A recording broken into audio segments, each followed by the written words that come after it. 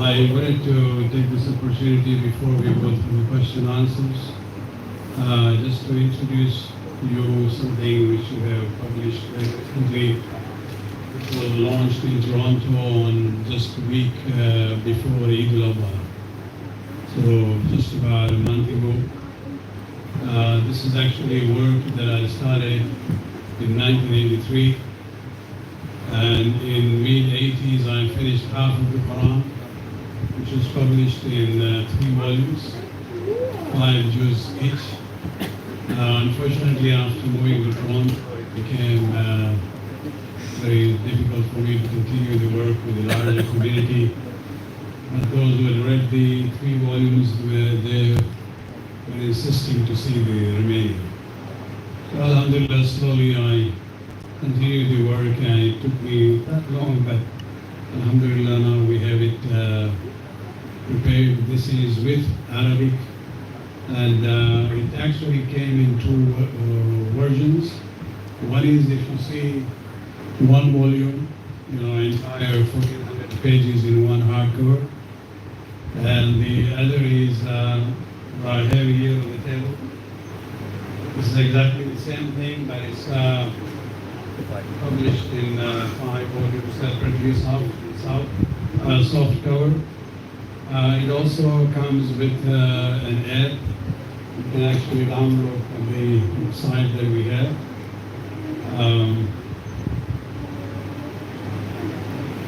I'm just not going through the whole presentation which I made there, but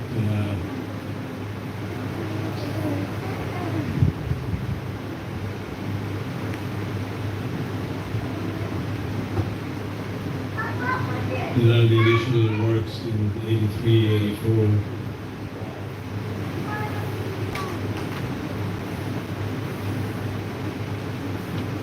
I will talk about the evolution in the typesetting process, how I went through from one system to another.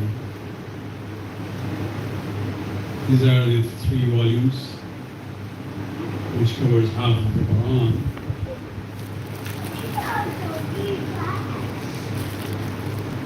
And now we have this new version in the Arabic. We also have launched an app with it, also a website which is already functional. You can download it in Apple or Android.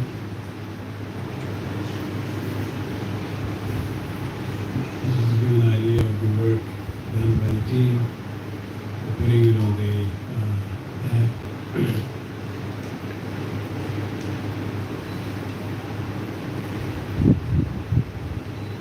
Now, what's the difference between this translation and the other translation? This is what I wanted to talk about very briefly. You see, this is an explanatory translation of the Quran. It's not just a simple translation, word to word. Neither is this a tafsir or a commentary. This is something in between, where I have embedded the context in the actual ayat of Quran.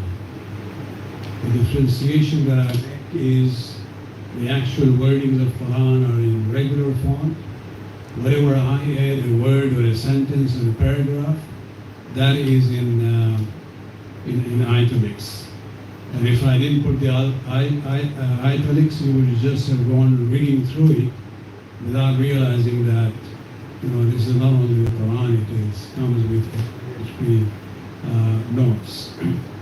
So the first distinction is that this is not a simple translation, and the difference it makes in understanding the Quran, I'll just give an example.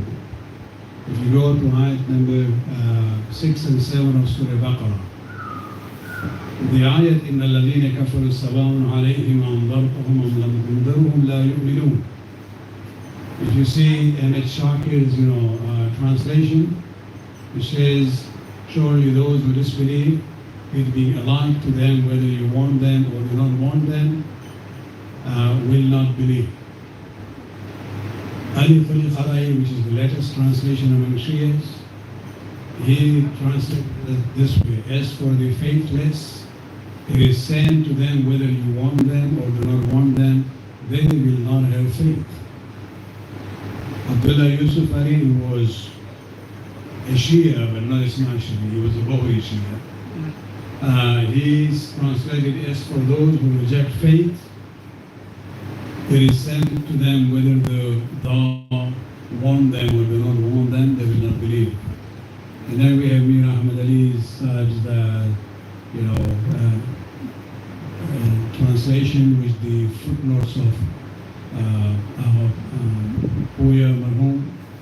And it says, verily as for those who disbelieve, alike it is for them, thou warned them or warned them not, for they will not believe. Now, all these four translations that you see, or all the other Sunni translations, they are correct. And we are not saying, Alhamdulillah, they have done wrong. May Allah bless them for their service. But the conclusion that we derive from this translation, just by the ayat, the meaning, it means that those who are kafir, whether you do tabligh and da'wah with them, they are not going to believe. This is what it says, isn't it? And so the translation is not wrong. And that's what I thought about doing this work. That a translation which will give you the actual meaning of the ayah. And this is what you see ayah, for example. O Muhammad, is for those Meccans who disbelieve after the truth has become manifest to them. They will never believe, no matter whether you warn them about Allah's punishment or do not warn them. Whatever italics you see there, I have added that in to make the meaning clear. And so this is where you see the difference between a normal translation and the explanatory translation that I have worked on this basis. And so this is where you come to realize that the ayat is not talking about all kafirs. It's talking about those who already received the message, but they are still stubbornly refusing to believe. The Prophet is told, don't waste time on them. You have already done your job, so you can still do the tabligh and da'wah. If they don't listen, you carry on, continue with others. So that's one feature of this translation compared to the normal translations. The other is the historical context of the words used in the Quran. I have paid special attention to how the word was used, in what time in the history of Revelation, in Mecca or in Medina, because sometimes it would be the same word but has been used in two different meanings. Take the example of zakat, a very common term in the Quran. Literally, zakat means purification. It can be used in word form for tazkiyah of the nafs, purifying the soul. But it also means that when you give charity or zakat as a tax, you are purifying your money or your wealth. And so this difference is there, but the point that I have here is that if you look at, for example, in the first column, Abdullah Yusuf Ali, Ali Qarai, or Mir Ahmad Ali, they just use the word zakat in their English translation. They have not translated it. Ahmed Shakir uses the term poor red, which is the wajib zakat. Arthur Arbery, the best English translation of a non-Muslim, uses the word alms. A converted American, he uses the term welfare tax, everywhere from beginning to the end. Whereas in reality, if you look at the context of Makkah and Medina, zakat became wajib during the later parts of Rasulullah in Medina. So if the ayat came in Makkah and it uses the word zakat, it's not in the meaning of wajib zakat. This is where you have to realize that the word zakat in Makki ayats and in Madani ayat are separate. None of these translations have, worked on it from that point of view. This is just one example. So for example, in 9 places I have used the word zakat as charity, sadaqah, not as a wajib zakat. In 16 places I have used it wealth tax as wajib zakat. And so that differentiation is one more distinction of the translation that we have done. The third one is the topics in the, every surah has different topics. Quran has this nature of, changing scenery from one topic to another. Normally the translations don't give that, theme of the section. And so you wouldn't know when you have moved from one subject to another. I have done that for the entire Quran, for all the surahs. You have sections, you have subsections. So when you read, you know what is the theme that you are studying. I'll give you the example of Surah Yasin, a common surah that we recite all the time. Surah Yasin can be divided into 3 parts. In the beginning, you have the concept of Nubuwwah, Quran and the Risalah of the Prophet. Second part is talking about Tawheed of Allah subhanahu wa ta'ala.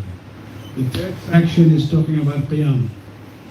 At the end, interestingly, Allah subhanahu wa ta'ala, in some places I've seen, I didn't realize until I did the translation, that at the end of some of the surahs, Allah summarizes the whole thing. And so even at the end, you will see, there is a very short description of the Nubuwwah, and then Tawheed, and then Qiyamah again. And so this is, I just wanted to, let you know about it. And you can look at that, the website at the bottom there. If you want to, get the ad or you want to get the actual book. Unfortunately, the hardcover, during the day of the launch of the book, we had more than 500 people who showed up in Toronto, because the community had been worried, waiting for it for a long time. They used to get the news, it's ready, it's ready, it's ready.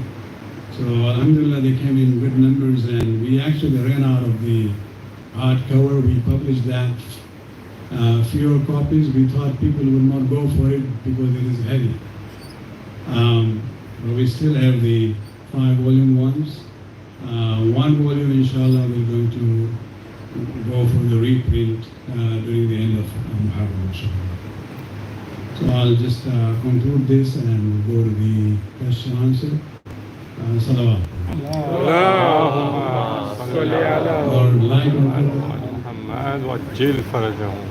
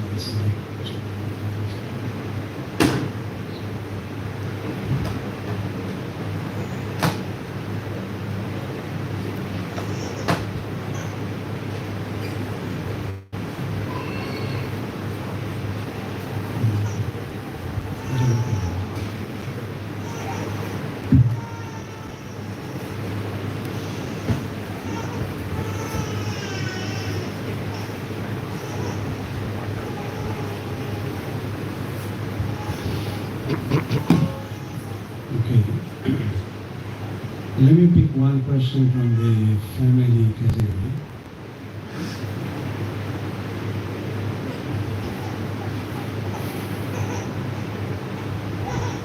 Should a husband give his wife a monthly allowance?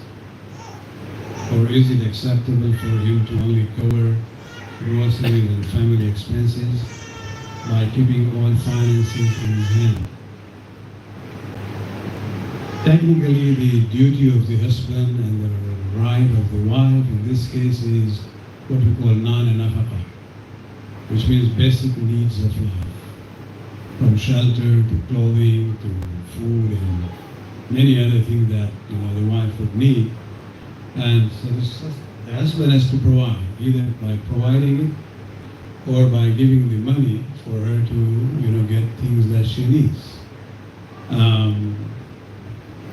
And so there is no issue of monthly allowance. These are all mutual issues that they have to settle among themselves. Sharia doesn't say yes, nor does it say no. One situation will be different from the other. The only thing I will say is that the duty of the husband is to provide the standard of living to which the wife was used to in her family. Now, that cannot always be the same, because the capabilities are different. So at least they have to work, at least to make it closer to the standard that the lady was used to before her marriage. And so this nafaqah is basically the duty of the husband. Now, whether the husband comes and puts the whole, paycheck in the hand of the wife, it's his choice. If he wants to do that, subhanAllah. But if not, that cannot be demanded in that.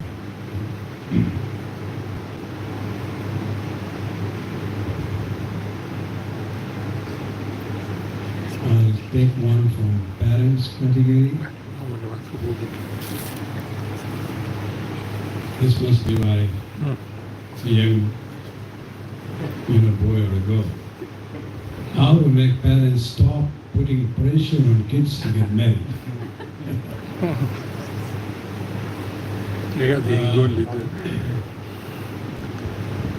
Unfortunately, I don't have a method where you can do that.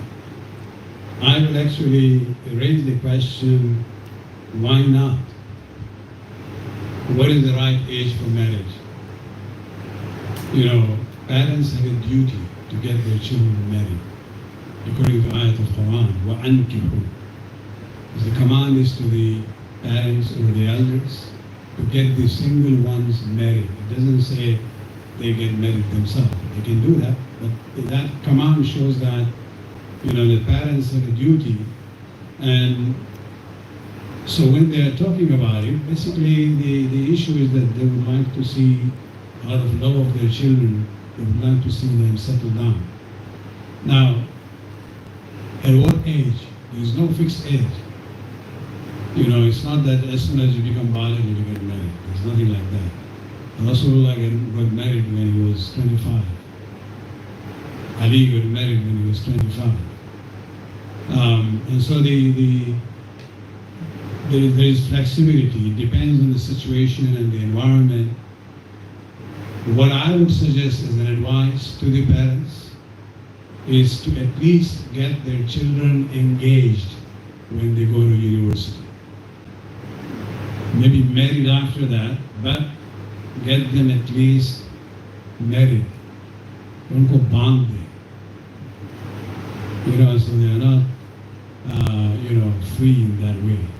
And I think they'll be then able to focus more on their studies once they are already in the state of engagement. That will take care of many other issues also. And so, that's what I would say as far as the pressure of the parents is concerned. Okay, let's go on to the category of spouse. Oh, this one is from the parents. How can we encourage our youths to get married? And do you have any practical tips on how to find a spouse?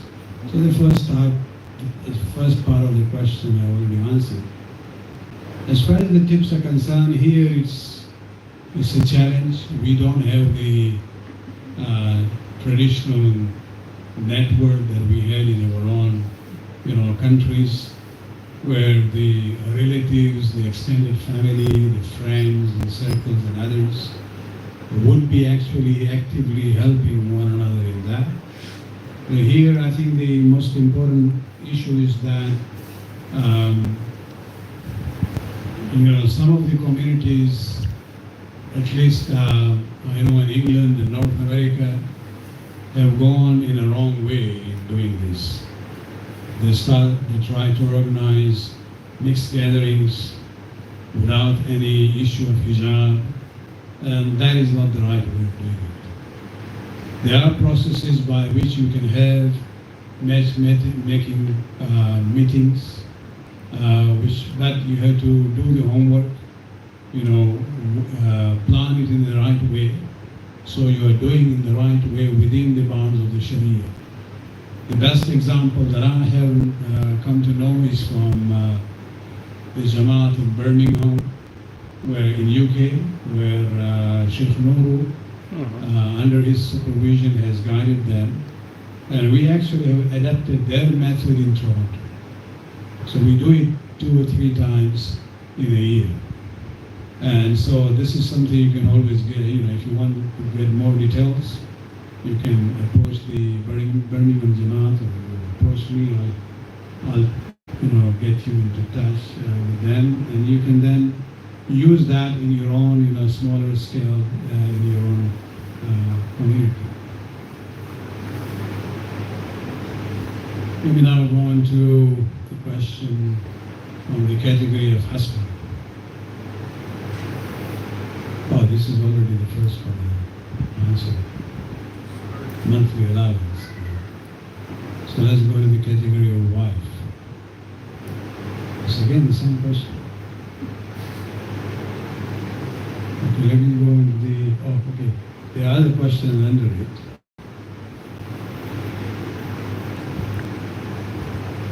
In the husband category, the second question says, in today's dual income household, who is viewed as the financial leader? Can the husbands take control of the wives' finances and decisions because they are the leaders? Whether it is a single income family or a dual income family, the husband is still the head of the family, responsible for maintenance of the family. That doesn't mean that if the wife is the one who is earning also, then her earnings become the property of the husband. No. She can actually refuse to use her income for maintaining the household, expenses. She can share it with the husband if she wants, and the husband cannot demand that as the head of the family. It's her property, and she has complete, control on that. Normally, basically it's always worked out together. Majority of the families, as I know, they have one same, joint account, so everything goes into the same pool, and it's being used, without any differentiation. But the husband cannot demand from the wife, and he cannot use the card and say, "Oh, I allow you to go out of the home and work, and therefore I have the haq on your salary." No. If you allow her, that's fine. You get the ajr and sawab for it with Allah, not from her income. If he wants to give, that's fine.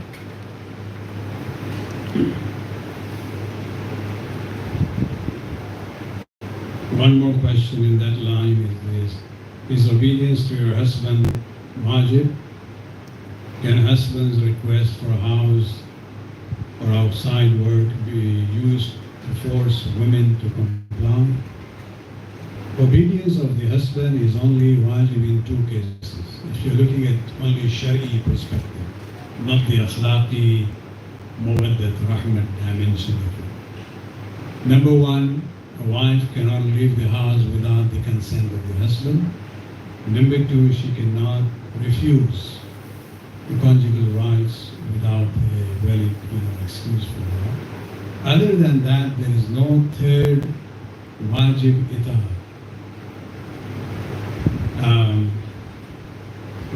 husbands can request for her to work in the home or outside the home, but cannot force her or compel. And it's not wajib for her to comply.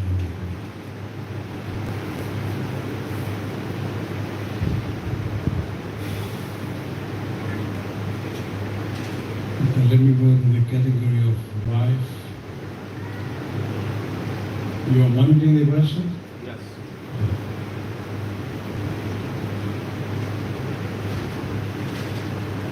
You mentioned that the husband can order his wife not to go out. What is the reason behind this rule? I assume that if a marriage is not based on trust, it fails. Well, let me slightly change if I put it in this way that, the husband can order her not to go out. What I mean is that if she wants to go out, and what is the reason behind it?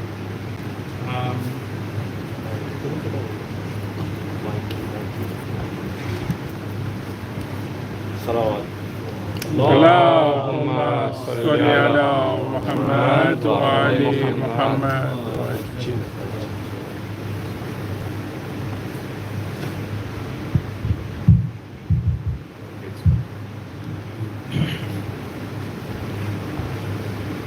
The reason behind this concept that we have in the Sharia, number one, let me say,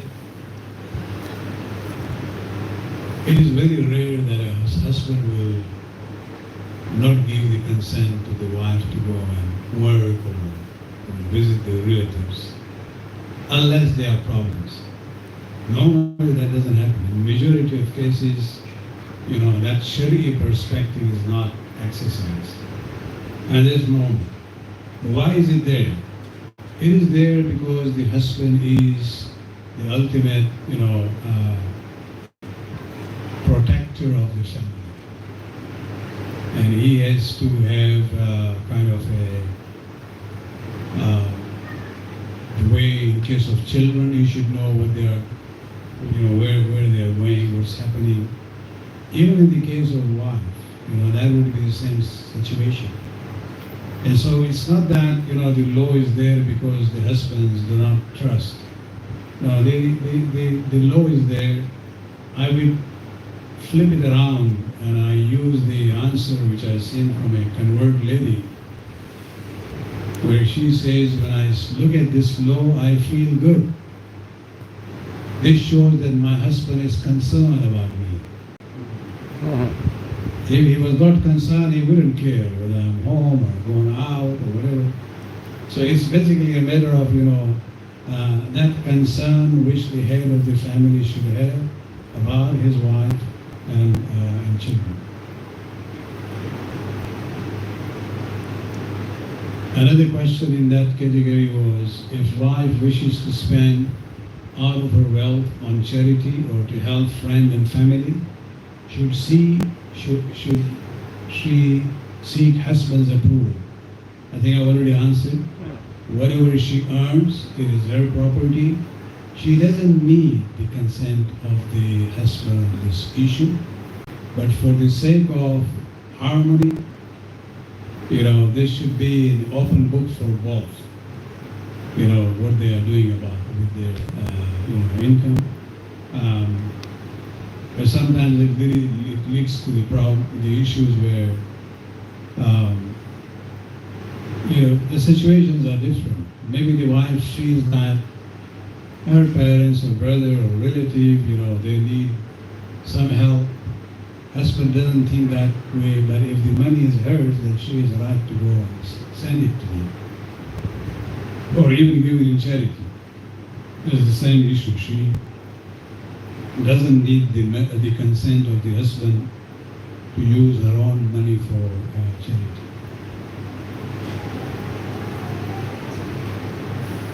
And the last question in that category of wife, and with that one on that group, what are the wives' responsibilities towards in-laws?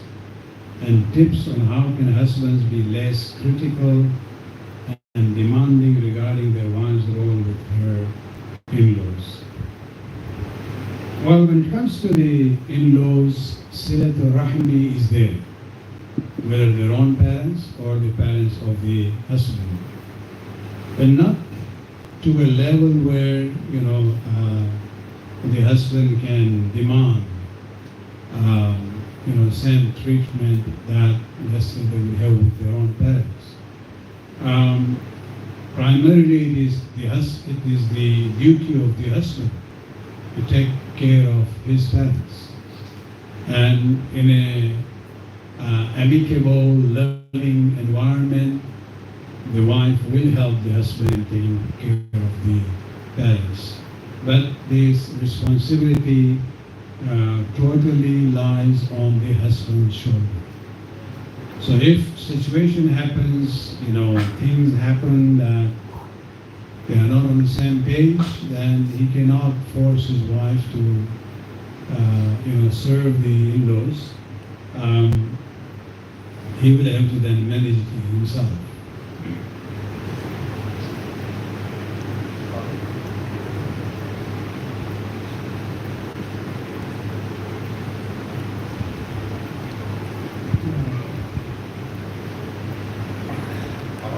We'll move to some live questions. We have about 15 minutes now. So if anybody has any questions that are not part of the link or probably not answered yet, so they can ask. I'll go around with the mic.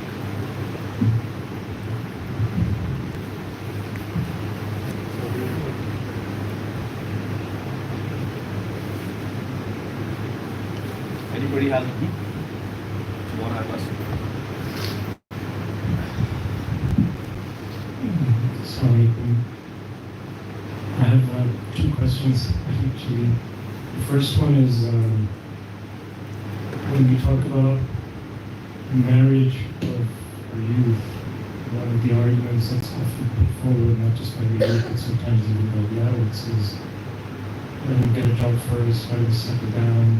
I wanted to get your view on that because you mentioned like we're engaged before university.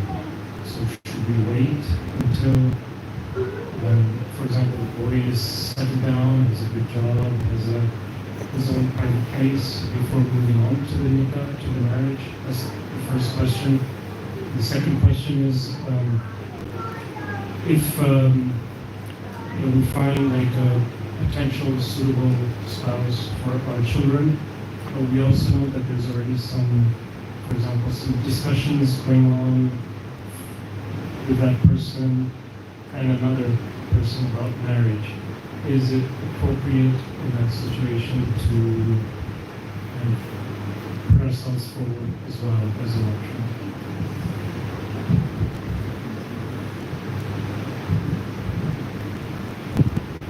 Well, I mentioned the importance of early marriage. Actually, and I know there are challenges, financial issues and things like that. I have a book known as Marriage and Models of Islam, published in the 80s. And there actually I give 3-4 different ways of handling it. If the parents are able to take care of their children during the early stage of their marriage, then they should be there. And the other options also have been mentioned. Some of them might not be always in line with our culture.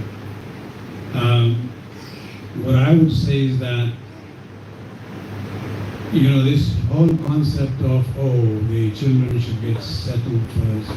How do you define settling down? You have a house, a luxury car,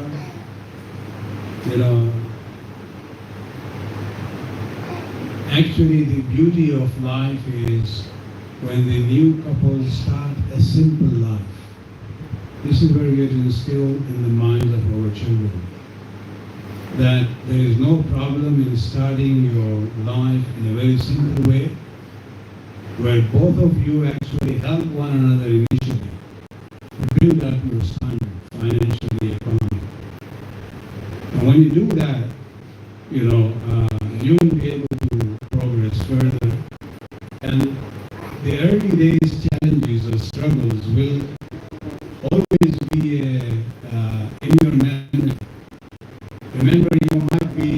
very accomplished businessmen that life is not a straight line. It goes up and down. Maybe after 15 years of marriage, the financial situation becomes very worse.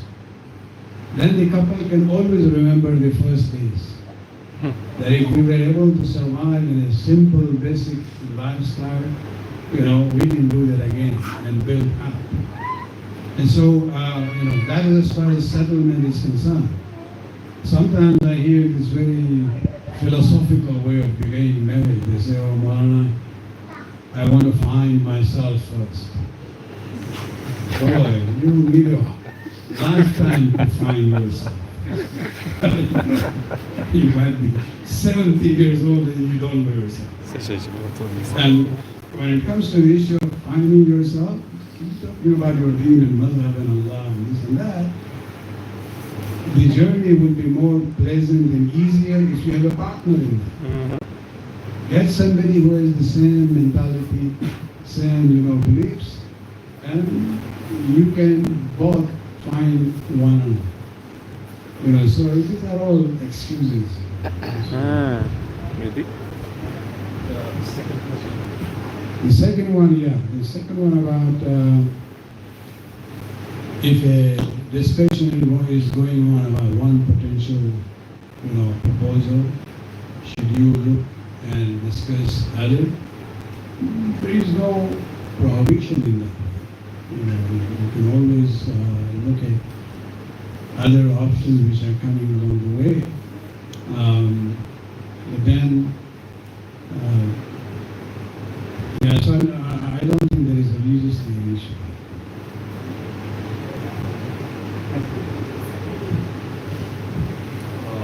Anybody else with a question? एक और question था, इससे related, while you're at the point of couple starting in the list, related to extravagance or marriage, किस तरह करनी चाहिए इस्लाम क्या ताकीद देता है कि how to actually do the marriage, because some people they spend too much or they don't want it simple. तो इस्लाम का क्या perspective है while you're at?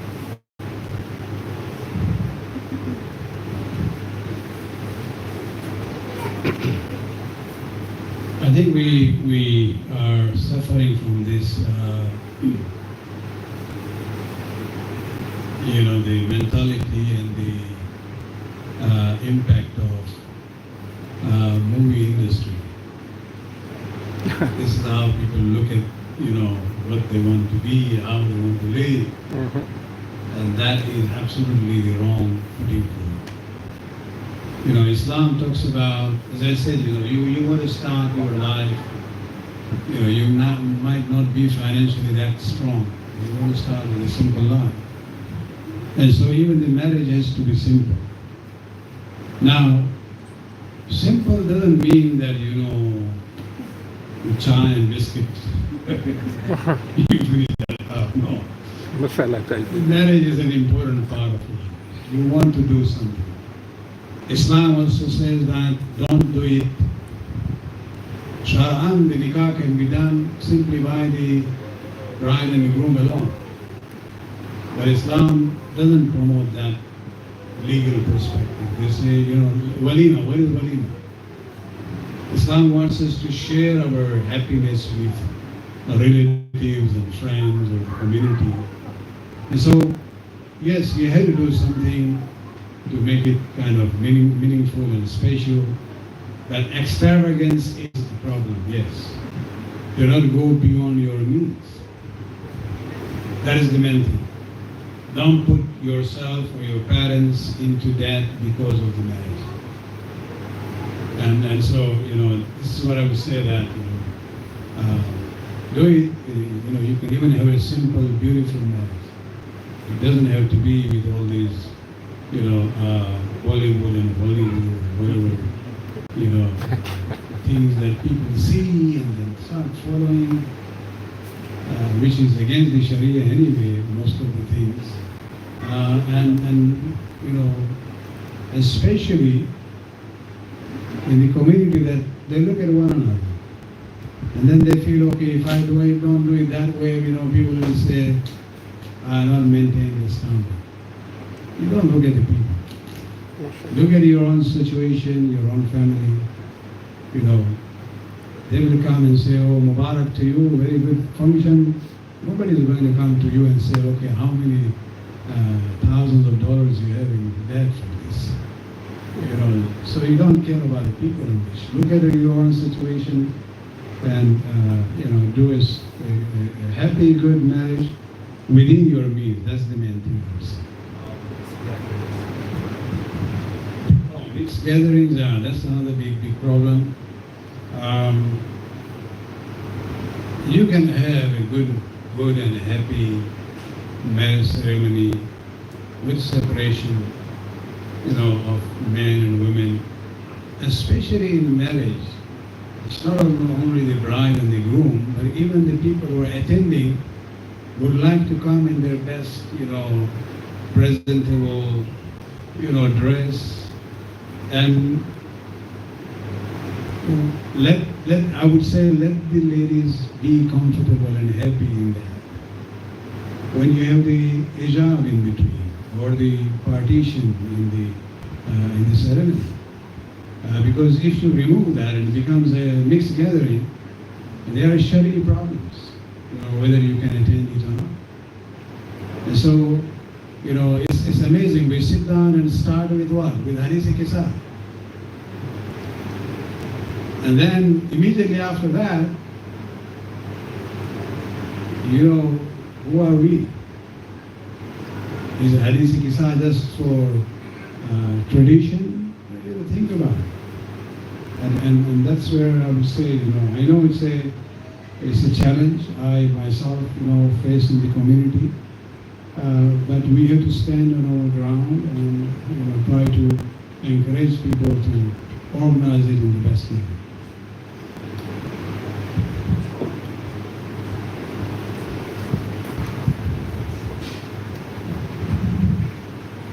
मेरे दो सवाल हैं जो एक दूसरे से मिले हुए हैं। पहला क्वेश्चन ये मेरा है कि सैयद और नॉन सैयद की शादियों का जो अक्सर बच्चे इसी वजह से रुक जाते हैं या एज बड़ी हो जाती है, उनको सैयद या नॉन सैयद नहीं मिलती। और इसी में दूसरा है कि दूसरा ये प्रॉब्लम खड़ा होता है कि यूरोप में जो चल रहा है कि कजिन्स के साथ शादी नहीं करनी, तो उसके लिए इस्लाम क्या कहता है?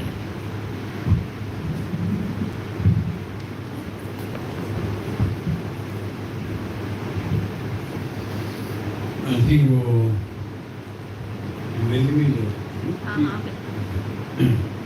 I think both the questions are very relevant. The first one about Sayyid and non-Sayyid issue. See, we have become victim of Hindu culture in India and Pakistan. They have caste system. Brahman is the top. And then you have these Achut or Chamar, they are untouchable. They're all from the same religion, but their castes are different. The Brahman will die with thirst, but not drink from the well which the untouchable has touched. Yeah. And it seems that, you know, we the Sadat in subcontinent, we have put ourselves on the level of the Brahman. And those others are down. And Sharia doesn't have this at all.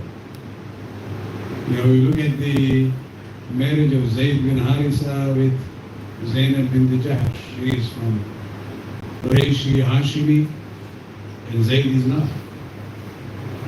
If you look at the marriage of Bilal or other companions who were from even African background, from poor background, he got them married to prominent tribes in Medina. So we really don't, as Islam and Shia Madhab, we don't have.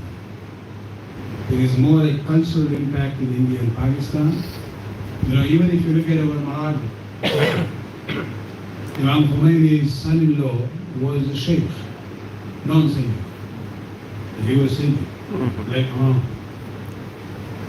Ayatollah Sayyid Muhammad Raza Gulpailani, the Marja after Ayatollah Khoi. he was Sayyid Muslim. His son-in-law, who became a martyr later on, who died recently, Sheikh Mustafa Safi. He was Sheikh, where his amama is white. His father-in-law's amama is black.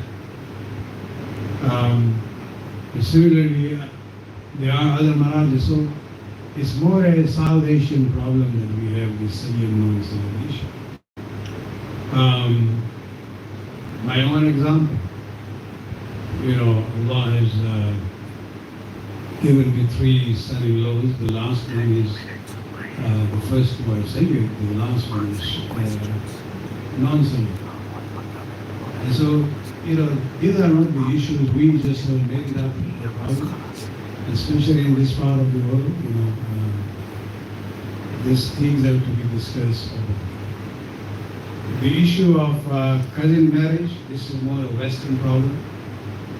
It was okay in the church. I think a couple of centuries ago or something in England, they started having this problem of the cousins marriage were bringing about the generations who were having more genetic problem as far as the disease is concerned. And so Islam is not against cousin marriage. Islam does not even discourage cousin marriage. Ali married in the family. Zainab and Abdullah bin Ja'far were first cousins. And this has gone on in different generations also. So for us, this is not an issue.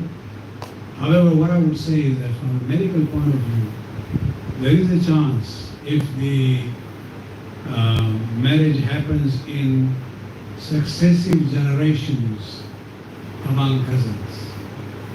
10 generations, all cousin, then you have a problem there, because of the genetic composition, the disease will compound. And I've seen examples. And so what I would say is that if the idea of the cousin marriage is not as a problem, the only thing you should do is you should get the test done for the thalassemia, which is the main problem in cousin marriages, or other, blood test or whatever. Otherwise, it shouldn't be a problem. We will take 2 more questions, if it's okay with you, Maulana. Just the last 2.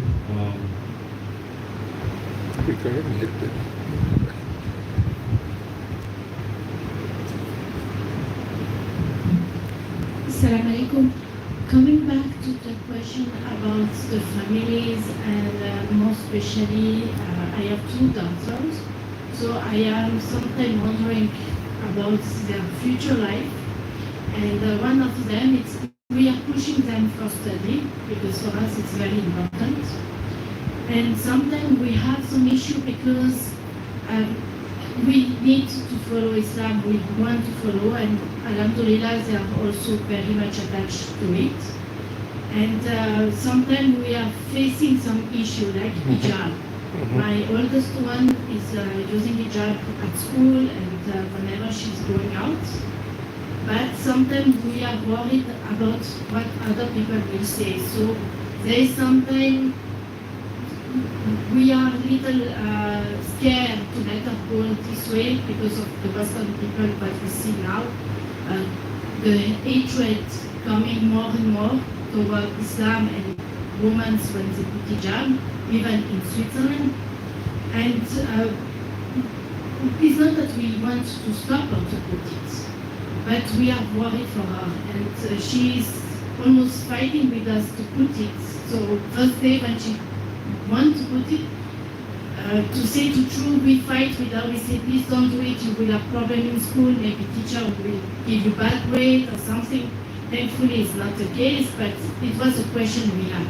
So maybe for other children who are yet young for it, what is your advice? Then we stop our children to put, if they want, can we go against the religion because the country is not that much friendly about Right.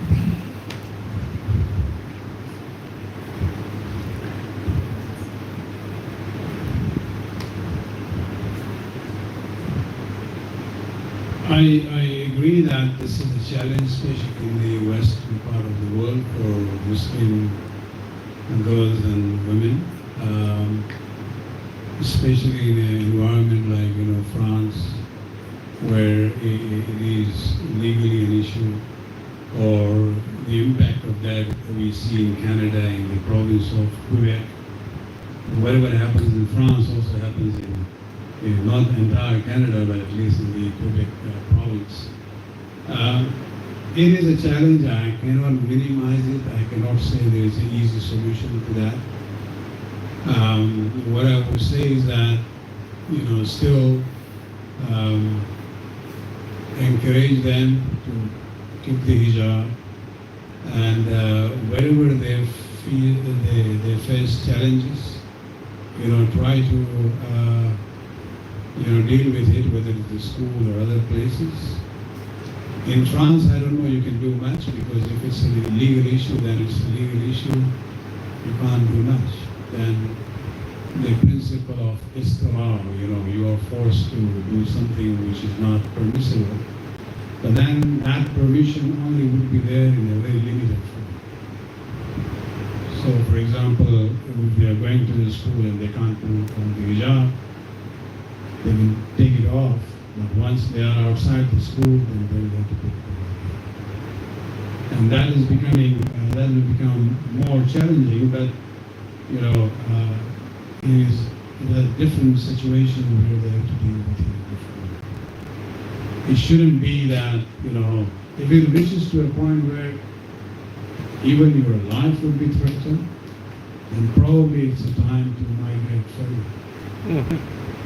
And that will be the place where you have to now look for another area where you can practice your religion. Should we take one last question? Do you have any question left? Perfect.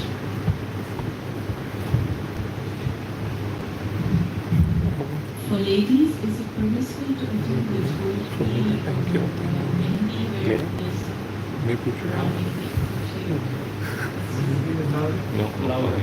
for ladies, is it permissible to attend the Dholki or the Mehndi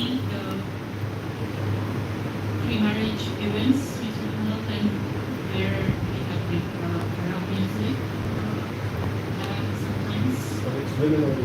It's women only, yeah. It's not a mixed gathering. Yes.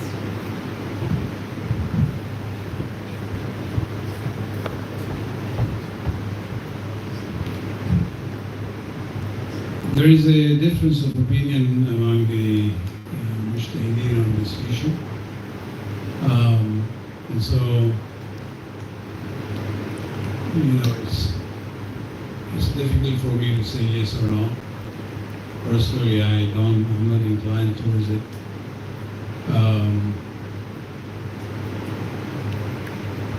Because they might say it's just, daf. In Arabic, the term is daful haris, where it is only for women, where men are not there. And the problem is, these days, the way things are happening based on the drama they see, the engagement itself becomes like a shadi, mini marriage, function. And even these mehndi and all things, now I'm told there was a time when mehndi was only for ladies. Now I'm told even the men, even the dullah comes in. So, I have a problem with these issues, because maybe in some cases, daful haris, that dholki would be okay, the drum, but it goes out of control. And so I would not be, encouraging.